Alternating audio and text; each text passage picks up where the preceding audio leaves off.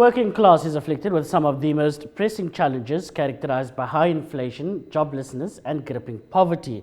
It is the time when working class needs to be more united more than any other time. However, worker representation and the broad left is fractured, and what impact does it have in advancing the class struggle? That's up for discussion in today's edition of Workers' World Labour, starting now.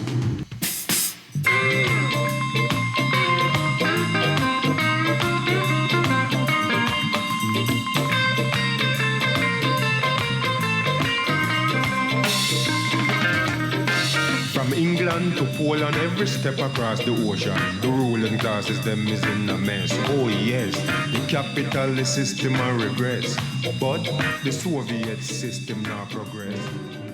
During the late 1980s, many trade unions started fighting for and won the right of workers' trade unions to democratically control their retirement benefits. This enabled some unions to use funds from either the retirement fund coffers to start up their own trade union investment companies. However, in recent years, some of these unions-controlled funds have been plagued by mismanagement and even corruption with some of them. That's our conversation here for today, but first let's kickstart our program by bringing you the insert prepared for us by the Workers' World Media Productions editorial team. These investment companies, they get dragged into politics of the union. I think the investment companies have certainly played a role in that breaking up. In fact, I remember the union leadership used the provident fund monies of workers to actually set up this company, which was a problem in itself. We are going to zoom in on their investment, on how they are operating, look into their books, look into their finances, and make sure that whatever they do, it's done in the interest of the workers, not in the interest of the individual.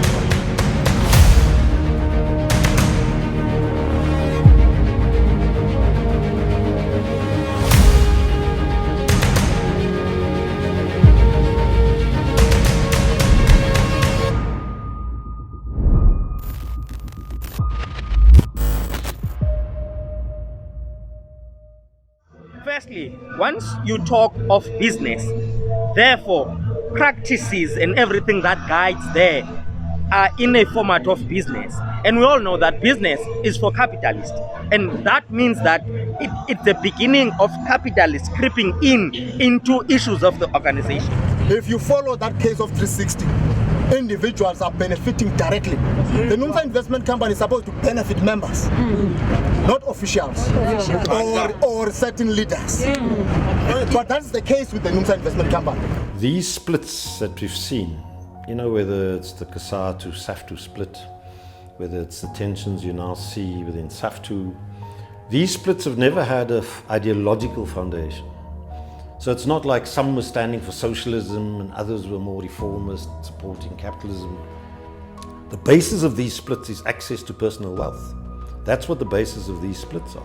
The struggle was about this investment company and its establishment. In fact, I remember the union leadership used the provident fund monies of workers to actually set up this company, which was a problem in itself. And also the union's internal resources were then utilized to pay for the management of this company. There were a lot of struggles around it. But also one other limitation is that often these investment companies, they get dragged into politics of the union. Other people join, or ascend to positions of leadership. Not necessarily to serve workers, but to get access to these investment companies. And the list is endless, and we can give many examples. Well, at this stage, we don't have detailed information, but we know that various unions have different investment arms. Because we are responsible for the registration of the unions, and they must submit audited finances on an annual basis, we are going to zoom in on their investment, on how they are operating, look into their books, look into their finances, and make sure that whatever they do, it's done in the interest of the workers, not in the interest of the individuals. So although the investment companies have definitely been a contributing factor to the levels of corruption in the unions and the tensions and the splits, I don't think the state of the labour movement can be reduced to just the investment companies. In other words, if you do away with the investment companies, it doesn't follow for me that you're now going to have a healthy labour movement again. The material interest they have, that kind of growing together I was talking about earlier, I don't think you're going to remove that by just removing the investment companies. Yeah, for me, I think it's the corporate veil between the unions and these investment companies. It has to be strengthened. People must understand that running a union and running an investment company are two different things. How do you then insulate the investment companies from the politics of the union? Because as you know, from time to time, we change leadership. There's leadership contestations, and more often than not, people use these investment companies to try and deal with other people. For example, if the investment company does not perform well, that will be attributed to certain leadership, of which that's not what is supposed to happen, because we're governed by two different statutes. Yeah. And I'm on record this, if the General Secretary wants to challenge me, he can come, we talk about it. I can provide evidence of corruption. I could not provide to the trust, because I don't trust the trust, because the trust is controlled by the very same chairperson who's now on this National Congress chairing, is the chair of the trust.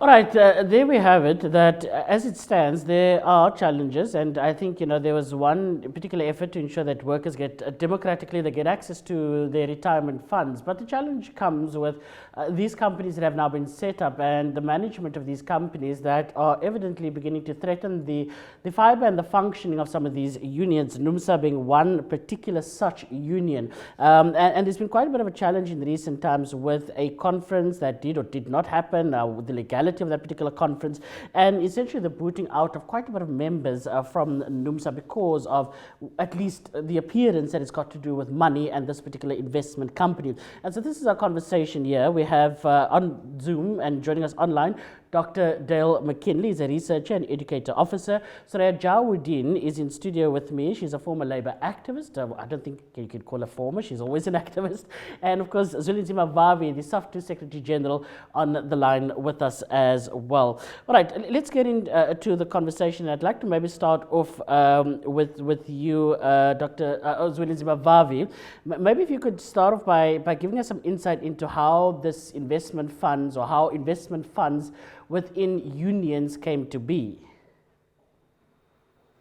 Well, you remember that in 1991, there was a big strike led by COSATU and the ANC, the whole Tripartite Alliance.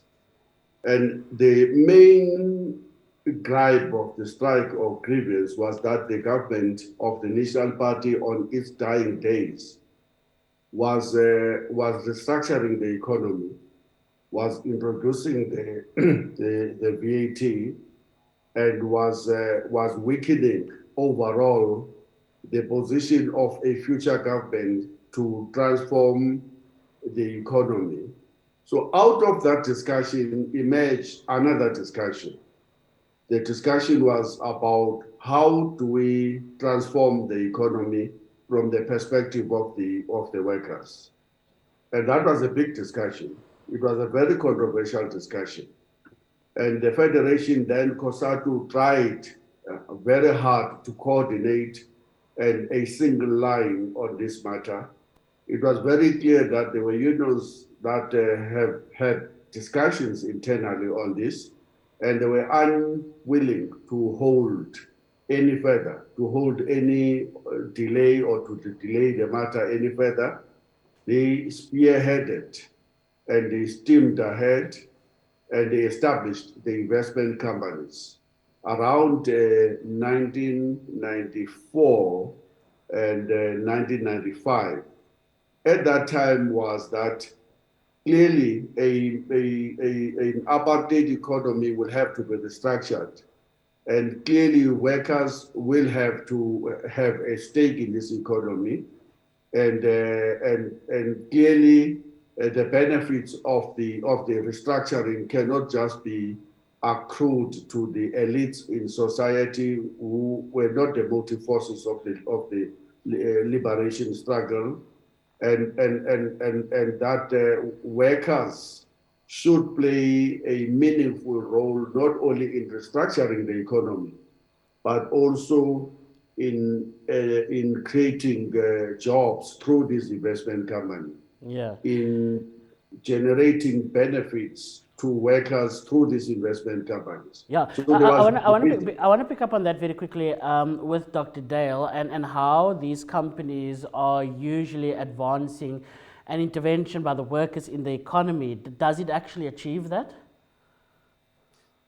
Well, I mean, basically the argument is one of putting workers' money into a capitalist framework and what you use that for. In the case of, for example, the early investment companies, SACTU, let's take SACTU Investment Companies, which was one of the earlier ones.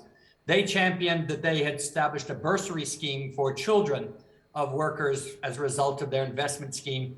The Mine Workers Investment Fund basically began to use some of the proceeds to assist retrenched miners and who are relocating. So you can have a situation where some of the funds can be used properly and usefully for workers. But I would argue, and I would say the track record of the vast majority of investment funds do not follow that trajectory. And essentially the money does not get pushed back into assisting mostly workers and their families. It gets pushed back into investing further. So once you enter into the capitalist world of investment, the logic of capital investment takes over, which is that you want to then make more money. You want newer investments. You want to find new ways of basically, as the chairperson of one of the investment funds, the unions have a duty to make money. And that becomes the be all and end all of the union investment company. And what trickles down in some cases, in somewhat of a sort of parallel of the neoliberal framework, is the crumbs from the table, I would argue, that go to workers. But the vast majority of those funds get reinvested and you grow the portfolio such that SACTU Investments and Johnny Copeland and Marcel Golding and others within 10 years became multimillionaires and had the portfolio had grown into hundreds of millions of rands, but workers at SACTU were getting retrenched and most of them were not getting support. So the gap begins to grow between what workers benefit from and what the capital investment company actually becomes designed to do. And I'm wondering whether that is because of poor strategy or whether really entering the beast and the beast will consume you, if that really is the scenario that we're dealing with here. We'll come back to that question after the break and we'll pick up with Soraya Jawudi.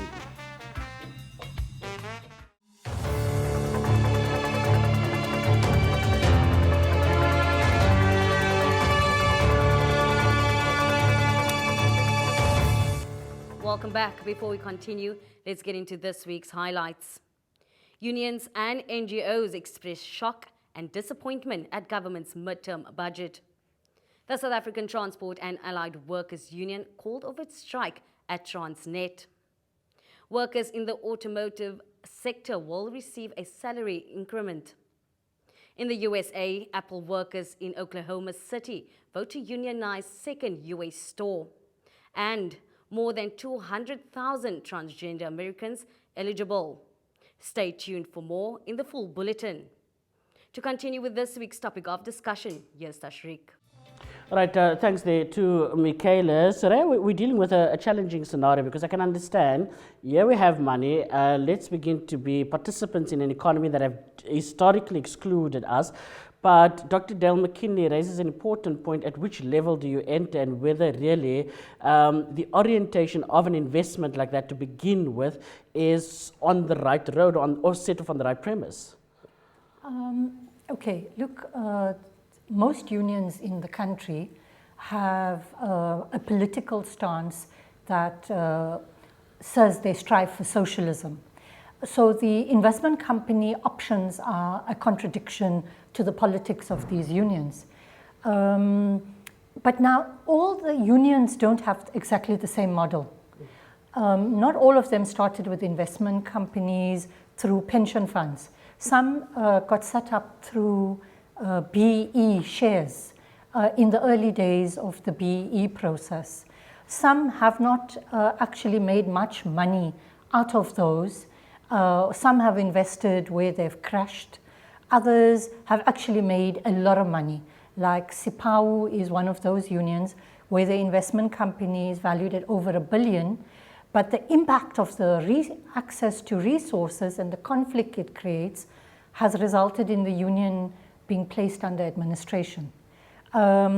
Most union investment companies are not players economically, so it's not as if they're growing within the capitalist system, but some are. And McKinley makes reference to NUM and SACTU because they two of the richest investment companies unions have right now. But all of it, the terrain comes with all its contradictions and all have completely different models. And that's an important question, because I want to pick up on with Zilinzi Mavavi on this regarding NUM, for instance, a company like that that is playing in the arena of what is probably the biggest contributor to the South African economy, but have a terrible legacy that they continue to build. Do you think that these investment companies are going into the market to say we want to change the terrain that workers are confronted with?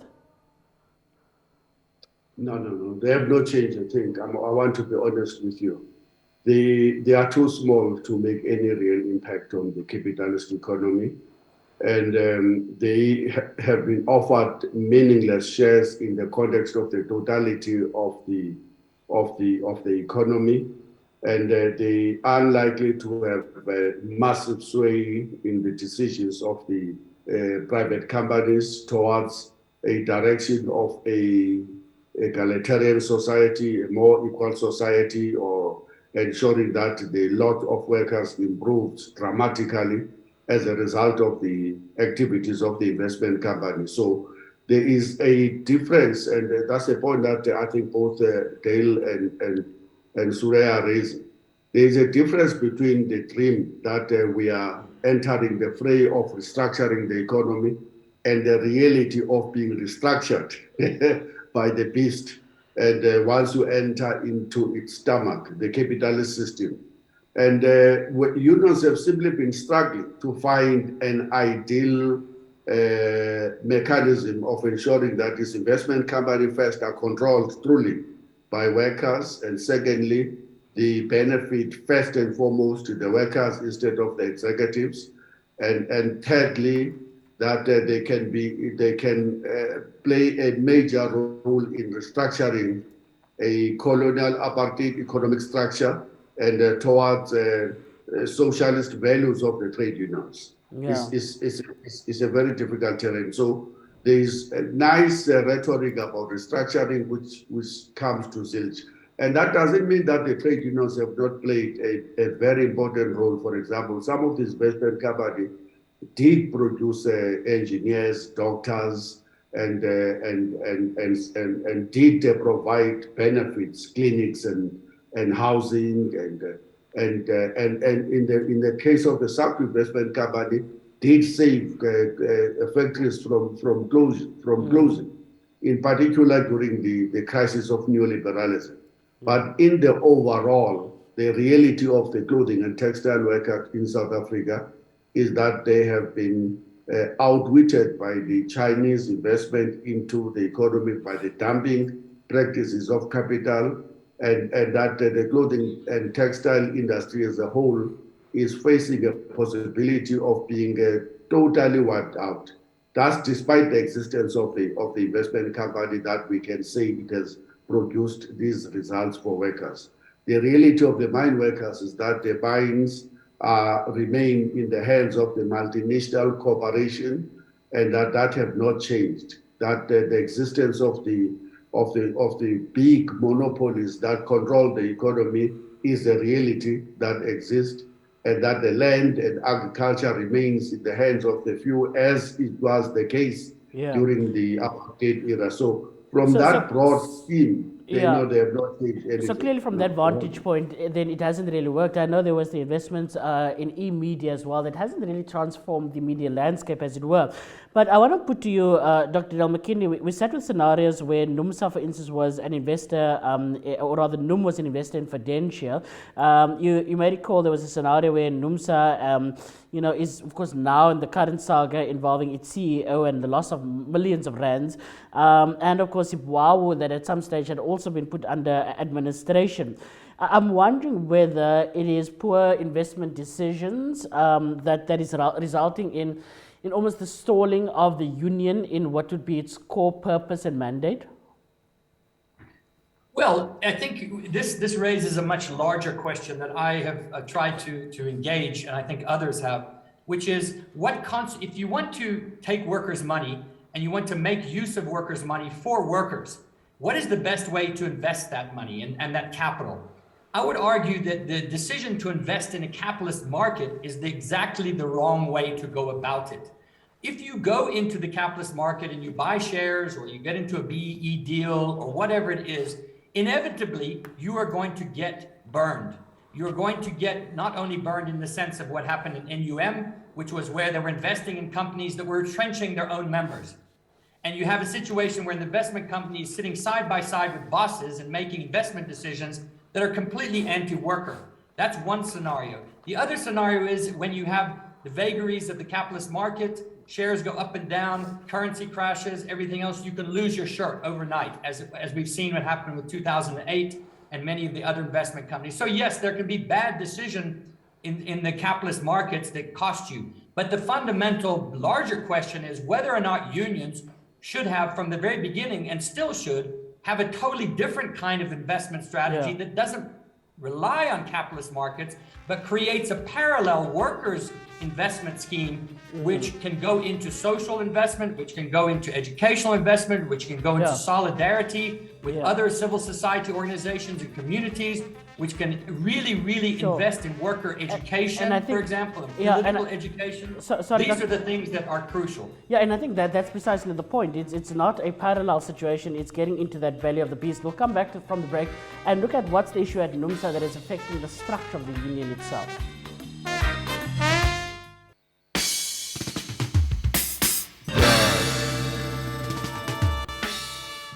All right, it's Workers' World, and we are talking about these companies that are being formed, investment companies in essence, by worker structures. And increasingly we are seeing not just the fact that it is not always the best decision, or the structure in which it is designed is not always the best, but also the fact that it is threatening the very fiber and functioning of unions and what they are meant to do. Soraya, you've been looking, I suppose, from a certain vantage point about some of the developments in NUMSA, and it's got to do with the investment company and money's not being accounted for, loans having been provided but not sufficiently paid back. It's got to do with monies that perhaps went to the CEO that's not properly accounted for, but NUMSA's current structure doesn't want to get rid of the CEO or keep him to accountable. I mean, there are so very many details that I suppose will become subject of some sort of court litigation at some stage. But from where you stand, what are your impressions about what's going on at NUMSA at the moment? Well, I think what's happening in NUMSA is not different from what happens in other investment companies. I think it all just takes different forms. The unions set up trusts, and it's the trusts that owns the investment companies. Most unions do that. NUMSA is one of them who's done that. And often the issue is who sits on the trust. Sometimes a combination of professional people, workers, CEOs, executive directors. NUMSA's investment company seems to have a whole lot of subsidiary companies. And on these subsidiary company boards sit almost most of the same executive members of the company. The CEO sits on various boards. The investment company, so it's workers, union secretaries, that often in NUMSA sits on the trust. The issue where this breaks down in most cases is the investment company accounting to the trust accounting to the union. And in most times this doesn't happen. Where they're supposed to be payback to the union, it must come via the trust, because it's the trust that owns the investment company. Now in NUMSA... But sorry, if the trust is composed of secretaries that belong to unions, is there not an inherent, contradiction there in terms of accountability mechanisms?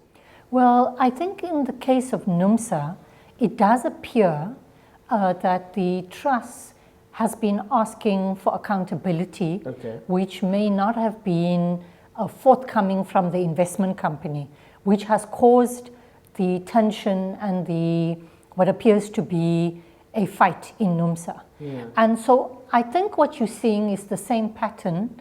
It's just that NUMSA doesn't acknowledge it's the same pattern, but it's the same pattern in SIPAU, in SATAU, in POPCRU, in all these unions, where issues of accountability to workers is absent. So either the investment company runs forward on its own, or the investment company is controlled by a general secretary, who then thinks this is his access to resources, as happened in some unions. Yeah. So I think that the pattern appears to be the same. What we may have in NUMSA is a denial about this pattern and pressure that the other unions have experienced. But I'll go further to say it's more than a denial, it's a protection of what may be wrong, because people are just summarily dismissed because they are asking some of these questions. And I'm wondering where SAFTU then, Mr. Zwelinzima Vavi, stands on this. Surely, NUMSA ought to have accounted to SAFTU for what's going on and threatening what is the largest stable, or largest block in your stable. I would prefer not to speak about the NUMSA challenge at this particular moment. And I'm already facing too many allegations that are unfounded, and of being of that I'm accused of engineering the divisions and all of that. So I don't want to answer a specific question about the NUMSA investment company. We have not engaged NUMSA about that, I must say. Secondly, yes, we do have a letter of complaint from a group of people that are alleging that they are being purged in the union because they are asking questions. They're demanding forensic audit, they are demanding lifestyle audits, they are demanding greater levels of accountability. That's what they allege. The Federation have not met those comrades to give us any more detailed information than what I'm giving to you now as the headline. And all I have is a wealth of experience as to what happens when those issues start to rear their ugly head inside the union. I was the General Secretary of the Federation for the longest time, spent 14 years in COSATU as the General Secretary. I was there when the allegations of corruption were leveled against the POPCRU leadership. And by the way, they started to accuse me instead of addressing the allegations at hand. And we all know that that union is no longer the same, the union of Grigory Rockman, militant, democratic.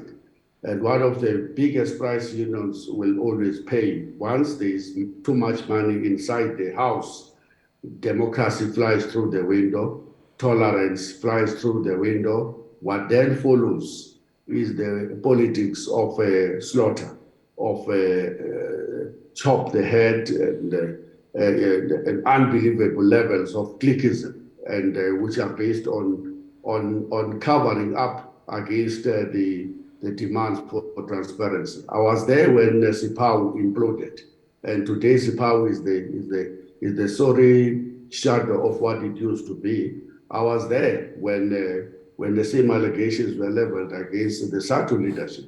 Today, the SATU is no longer as militant as it was. I was there when the allegations were leveled against the shop stewards of the NUM, and we all know that the Marikana massacre is a direct result of the fact that workers got so despondent against their shop stewards that they marched and formed their own structures and took up their own battles, and the rest is history. And I mean, but don't you think, and I want to come back to you on this because I just want to bring, before I go to the break, Dr. Del McKinley, because the one question then is, where does accountability rest? You know, if there's such a big union with such a big cohort of workers that's under threat at the moment, surely, Dr. Del McKinley, something needs to give. You know, there needs to be some degree of accountability where I suppose allegations can't just be made to deflect from that which which is being asked. Then just answer the question about where the money is and what sort of accountability is taking place within the union. Well, what this discussion raises is a much, and Comrade Bobby has given some history and context to that, is a much larger question about the state of unions, generally speaking, and democracy within unions and worker control within unions. And this has been a battle for the last 20, 25 years, particularly in South Africa after 1994, in what we've seen as an increasing gap between the leadership and those that are there and the rank and file.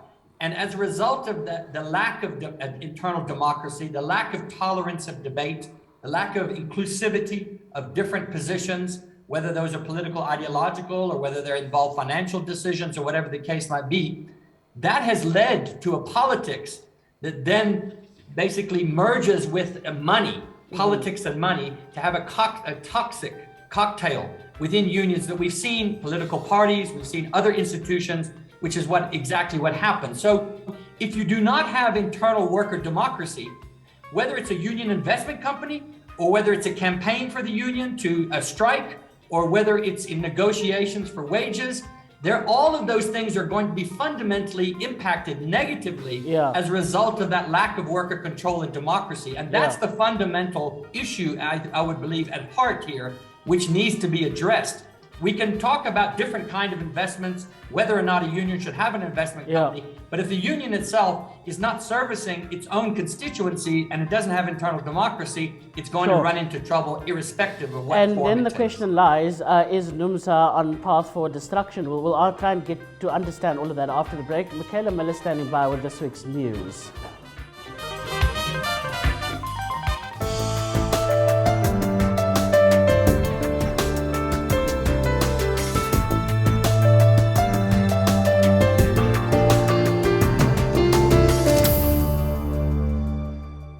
A warm welcome to you. I'm Michaela Miller. Thanks for joining us. Finance Minister Enoch Godongwana's speech illustrates how the government has fully adopted a neoliberal austerity agenda, including the privatization of the country's energy and transport system.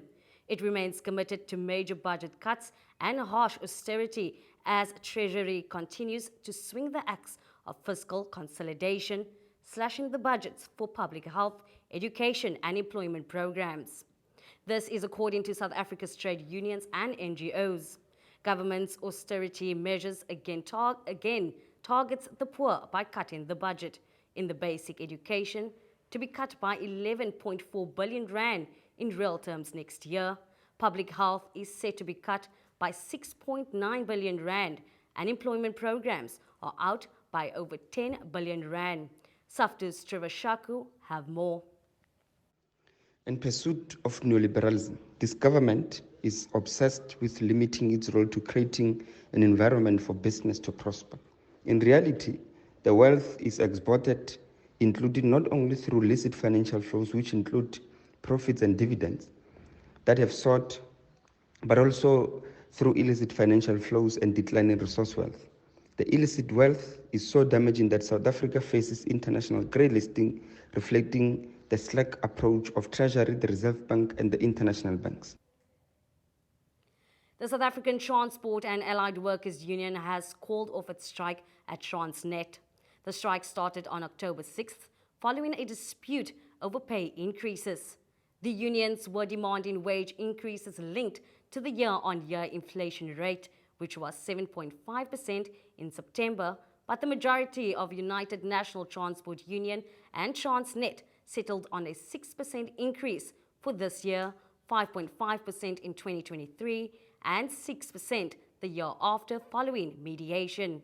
UNTA's members, who make up 54% of Transnet's workforce, started returning to work on the 19th of October, allowing the company to start implementing recovery plans across its freight, rail, and port operations. The National Union of Metal Workers of SA has signed a 3-year above-inflation wage deal with the country's vehicle manufacturers. General Secretary Irvin Jim. This afternoon, we successfully managed to wrap the negotiations in the auto sector, 7 OEMs. We reached an agreement which is groundbreaking under very difficult, strainful conditions. We managed to secure 8.5 for the first year, 7%, 7% for the following 2 years. It's a 3-year agreement. 20 people have been arrested by Northwest authorities for illegal mining. They have been charged with possession of unlicensed firearms, violation of immigration laws, and conspiracy to commit robbery. The National Intervention Unit and Special Task Force arrested the group during a raid at the illegal mine in Stilfontein. In your international news, in the USA, Apple workers in Oklahoma City voted to become the second unionized Apple store in the United States following the first victory in Maryland earlier this year. According to the Labor Board, 56 employees voted in favor of the union and 32 voted against. The workers will be represented by the Communication Workers of America, which has members at the AT&T Mobility, Verizon, and media companies like the New York Times, and has sought to represent tech industry workers in recent years. And lastly, more than 200,000 voting eligible transgender Americans may find it difficult to cast a ballot in the upcoming midterm elections because of voter ID laws. The Williams Institute at the University of California, Los Angeles School of Law released a report in September which estimates transgender people could be challenged by poll workers or other election officials because their voter registration information does not match the ID or other documentation. More than 64,000 trans people could face additional barriers because they live in states with strict voter ID requirements that may require them to cast a provisional ballot to vote. Those votes might not count unless the voter can later provide acceptable information. That's a wrap from my side. Share your thoughts or story with us by sending an email to labor@wwmp.org.za. Over to Tashriq to continue this week's topic of discussion. All right, and the question that I posed, before we had Michaela on for the news was whether if we saw, as Mr. Vavi said, Sibwawo imploding the way that it did, and well, it's a fraction of what it was, surely the hallmarks are there that I wouldn't ever want to suggest that NUMSA should implode, but surely there was a conference that was meant to take place. The court said it can't go ahead. Their own interpretation of that was let's go ahead. Now the matter is subject to litigation. It raises so many questions. We have provincial secretaries, even one in the Western Cape that has been suspended. And it does appear that we're getting nowhere to understand, first of all, can we have these questions answered? And would this lead to the fracturing of a very formidable union that have bigger issues to deal with, because an economy is faltering under its watch at the moment, while it is being plagued by these sorts of issues? Well, we certainly hope that it's not going to implode. It's, as you say, a very, very important union. What it's required to do, and the comrades inside the union know best, it's required to find a process to have an honest discussion of what is the source of the conflict. If the source of the conflict is accountability of the investment company, then that must happen, because as Comrade Dale says, that these things are about union democracies. The bureaucracy can't take over and silence workers' voices in the interest of an investment company that workers are saying they have seen no benefits from. Mm-hmm. But as I've said before, it wouldn't be a unique NUMSA phenomena. We've seen this happen with other investment companies. And that's why NUMSA is under more pressure to use those experiences of the other investment companies to sit back and reflect. It's correct that there have been people suspended, and the one is a trustee of the investment company who has a Western Cape Congress resolution asking for a forensic audit of the investment company. We'd like to think and hope that he hasn't been suspended for that, because that would be a really a serious indictment of NUMSA, who is advancing socialism, has set up a political party, has been one of the stronger manufacturing unions we've had in this country, who set up SAFTU.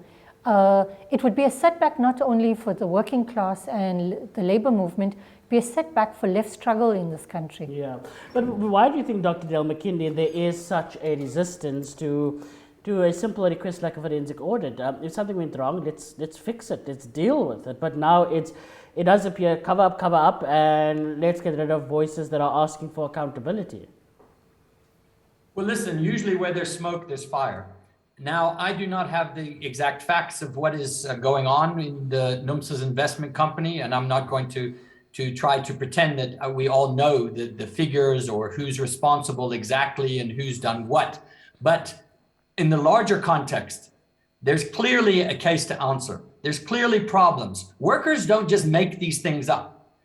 People don't just dream up simply because they want to fight the leadership and fight some political battle.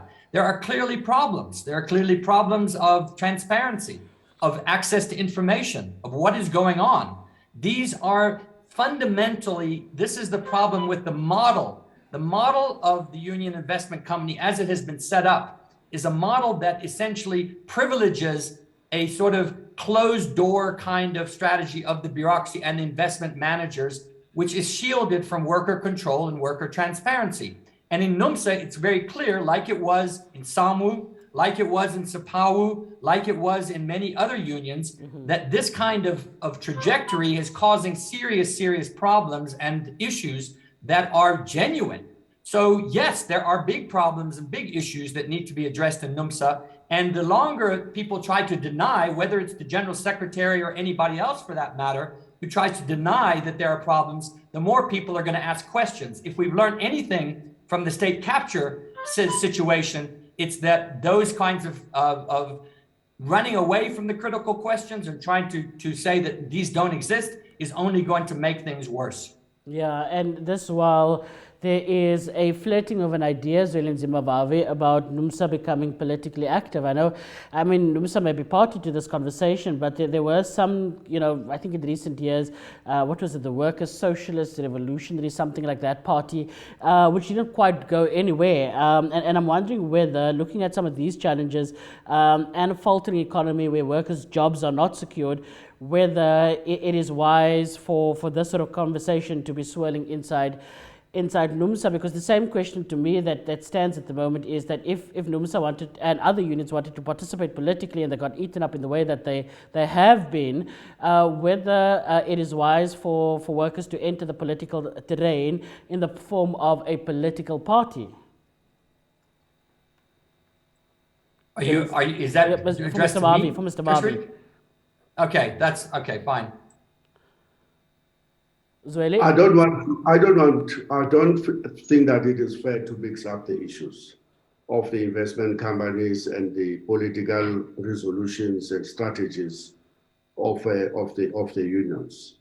And even though at sometimes there is a conflating of the roles of all these role players, for example, my experience in COSATU, which I prefer to speak about than an issue that I feel is still subject of a discussion inside the Federation where that discussion is allowed to happen. My experience in the past is that, look, investment companies bring money in the unions, and some people become stinking rich, and the rest of the members remain absolutely poor. The issues of the social gap emerges immediately. Before you know it, allegations are being made against the executives who are running the investment companies as being accumulating on behalf of workers who remain poor or who are losing their jobs.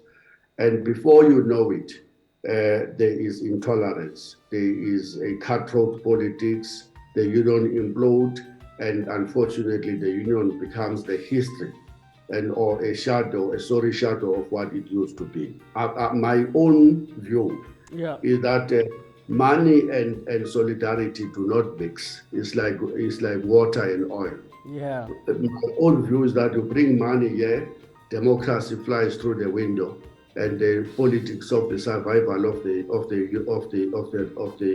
fittest take root. Me first, to hell with everybody else, and slowly the union gets so engulfed in internal battles that the external issues are then sidelined, and slowly the union dies. And that's the scenario that we wish to avoid. And once we return, we ask where to from here.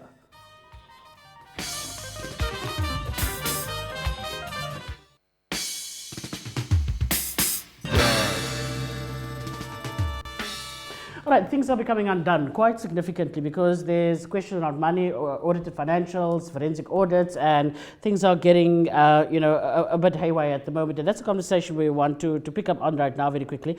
I want to start with Dr. Dale McKinney for this last segment about how all of this is being managed at the moment. I hear the sort of caution being expressed by Mr. Vavi and SAFTU about what it appears their role may be if they were to intervene in the way that I suppose we all would want. But the concern here is that NUMSA is kind of left on its own at the moment, where there's no slowing down of this particular problem. And the big question is, what if this union begins to disintegrate?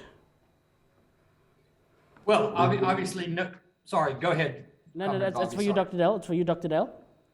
Oh, okay. Well, my comment would be that obviously no one would want to see in the disintegration of any union or worker formation. The unions have enough problems as they are. So I think that's the first thing. And it's a question of we've seen how unions can move in a very, very bad and negative direction when a particular group of individuals, particularly in leadership positions, are basically trying to protect their positions and are trying to basically shield themselves from accountability.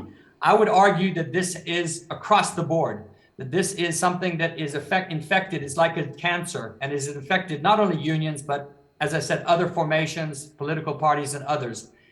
In the case of NUMSA, it's clear that what is needed, and we heard Carl Pluti, the former deputy GS, speak to this very, very recently, is the workers themselves have to come together and say, enough. We are going to reclaim our union. We're going to take it back to the workers. If we need to elect a new leadership, let's elect a new leadership. If we need to have another conference, let's have another conference. But if we do not get worker control back, whether it's in NUMSA or any of the other unions, this is a one-way street, which is going to continue to get worse because we've seen this happen in our political world and our politicians. When we allow this to move, the impunity becomes even more, the lack of accountability becomes more intense, and it becomes more and more difficult to claw back that territory lost. So now is the time for NUMSA and many other unions to basically say, we need to turn this around, because if we don't, then I'm afraid the future is not looking very bright at all for that union and many others as well. Well, it doesn't look like things are turning around, Zwelinzima Vavi. This is still a major challenge. It's just this week there were some indications of private security coming into administration offices. There was the suspensions that continue to hold. There's no court order yet on the validity of that particular conference. Things are coming loose, as it seems, and I'm wondering whether SAFTU's inability to have asked those questions yet and to ask for a report, because it's been going on for quite some time, but particularly picked in the last 3 months, their security in administration offices and stuff like that, things are coming loose. And I'm wondering whether it isn't time for SAFTU to step in a bit more greater. Well, there has not been a discussion at the level of SAFTU to say how do we intervene. Yes, there is a letter I've referred. There is a letter from the people who says we have been suspended for asking difficult questions about investment company, and we are now paying the price. The SAFTU have not met those comrades officially to get any detailed information. We have not met with the leadership of NUMSA to provide them an opportunity to respond to the allegations that are made. So I don't want to comment about issues of security in the offices of the union and so forth. But all I can tell you is that in my past, I know that the phenomenon of private security, of bodyguards, of the bouncers at the door, based on charging members of the union, of workers lying on the floor in the headquarters or outside the headquarters, of some who shot dead twice, of union provincial secretary of Sadao being gunned down in the highway, and many other suspected deaths as a result of disagreements about the investment company and money, are issues that should help everybody who is facing that challenge to step back at this moment and say, do we want to see the repeat of what we have seen in other unions, in our own union? Yeah. And that's the fundamental question every leader must be asking themselves at this stage. And that's really the question, Surya, for us to conclude on is, do we want to see a return of what our institutional memory can bring up, that these are the hallmarks of no degree of democracy? They look very ugly at the moment, and surely something needs to give. The South African labour movement is in deep trouble, which is a tragedy. It's been one of our most powerful civil society organs in the fight against apartheid, in the attempt to transform and restructure the society. It doesn't matter which union or federation workers are in, the labour movement generally is in a struggle. When a union as powerful as NUMSA thinks a militarized solution to dealing with any worker leader or anyone in the union, if that takes place, then you know you're dealing with a rapid deterioration of what may have been one of our more powerful unions in this country historically, from the time of the inception of COSATU. We have to all struggle to ensure that all sides involved in these struggles, whether it's NUMSA, SAMU, POP crew, that the interests of servicing members and the interests of the working class more broadly in a rapidly deteriorating economy worldwide is going to prevail. Yeah. If we don't do that, the working class has very few fighting organs. Yeah, and I think that is the warning that's being sounded here, that if we do not deal with this matter in a way that is careful, concerted and determined, we could see a threat here of a collapse of a very crucial union that not just for workers, right, but even politically, to gain political advantage in protecting of workers' rights, could be scuppered quite significantly. So we're dealing with a very, very challenging environment. And that's our conversation and something for us to think about as we wrap up this morning or this evening's edition of the Workers' World Media Productions program.